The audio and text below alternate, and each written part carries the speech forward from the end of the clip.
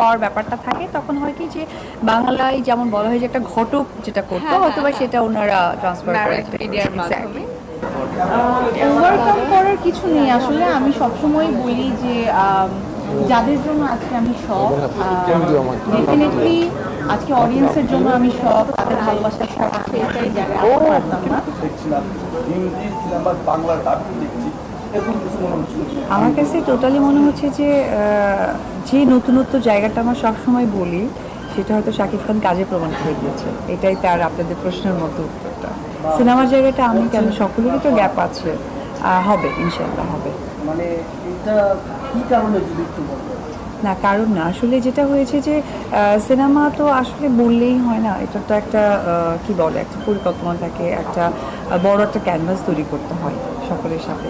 তো সেই জায়গা থেকে হবে ইনশাল্লাহ। মানে ওপেনিংয়ে আপনাকে বেশি দেখা